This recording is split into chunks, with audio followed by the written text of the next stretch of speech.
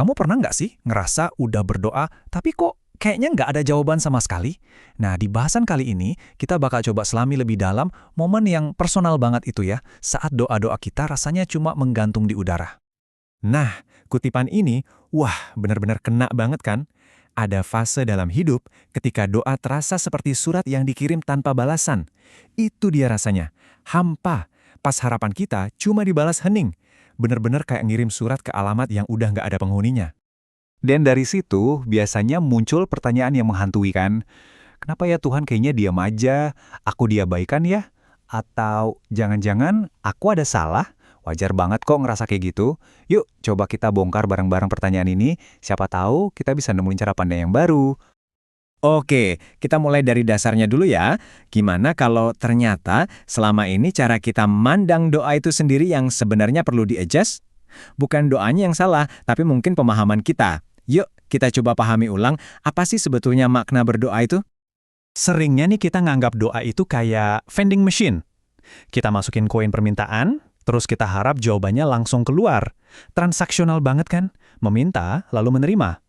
Tapi, coba deh kita lihat dari sisi lain. Gimana kalau doa itu lebih dari sekedar transaksi?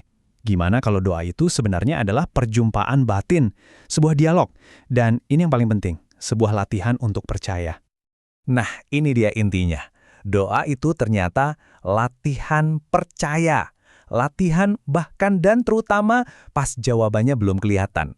Jadi ini bukan soal dapat apa yang kita mau, tapi soal ngelatih otot iman kita. Dan justru di saat kita ngerasa nggak lihat apa-apa, disitulah otot itu lagi dibentuk, lagi dikuatin. Oke, kalau gitu, kalau Tuhan nggak diam, terus gimana dong cara dia merespons? Nah, ternyata jawabannya itu jauh lebih kompleks, jauh lebih beragam dari sekedar iya atau enggak. Coba kita bayangin kemungkinannya. Bisa jadi doa kita itu bukan ditolak, tapi diubah jadi bentuk lain.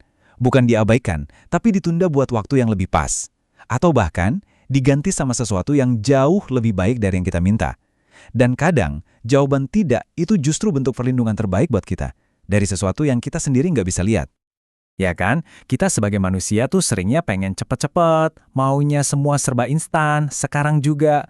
Tapi bisa jadi apa yang kita anggap lama banget atau lambat itu sebenarnya adalah waktu yang paling tepat menurutnya. Ya wajar karena sudut pandang kita kan terbatas, sementara hikmahnya itu tanpa batas. Iya sih, dengar teorinya kayak gini mungkin kedengarannya gampang ya. Tapi pas ngejalaninnya, wah itu cerita lain. Mau menunggu inilah ujian iman yang sebenarnya. Saat badai keraguan itu, mulai dateng. Dan biasanya nih, bisikan pertama yang muncul itu apa coba? Perbandingan. Kita mulai ngeliat orang lain, terus mikir, loh kok doa dia dikabulin sih? Doaku kenapa enggak?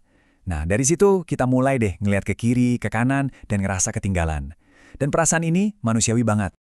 Abis ngebandingin sama orang lain, biasanya kita langsung nyalahin diri sendiri.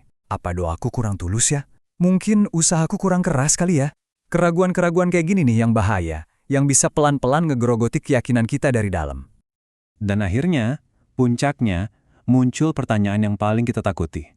Di tengah hening yang rasanya panjang banget itu, kita mulai bertanya, apaku dilupain ya? Apaku udah nggak berarti lagi? Tapi justru di titik inilah kita harus ngebalikin ceritanya. Kita harus ingat, iman sejati itu ukurannya bukan seberapa cepat doa dijawab, bukan. Tapi seberapa kuat kita bisa tetap percaya, seberapa tangguh kita bertahan di tengah penantian. Itulah cahayanya di tengah badai. Sekarang coba yuk kita geser fokus kita dari rasa sakitnya penantian ke apa sih tujuannya? Apa sebenarnya hikmah yang lagi disembunyiin di balik semua penundaan ini? Emangnya ada ya berkah di dalam kesabaran? Ternyata masa penantian itu bukan ruang kosong. Justru itu adalah semacam ruang tempa. Disitulah hati kita dibikin lebih dewasa. Cara pandang kita jadi lebih luas. Kita diajarin apa artinya cukup. Dan yang paling krusial, kita dilatih untuk belajar ikhlas, untuk berserah. Dan ini sering banget kejadian kan, kita baru sadar hikmahnya itu pas udah lihat ke belakang, kayak lihat dari kaca spion kehidupan gitu. Penundaan yang dulu kita tangisin, yang kita sesali, ternyata itu adalah bentuk perlindungan.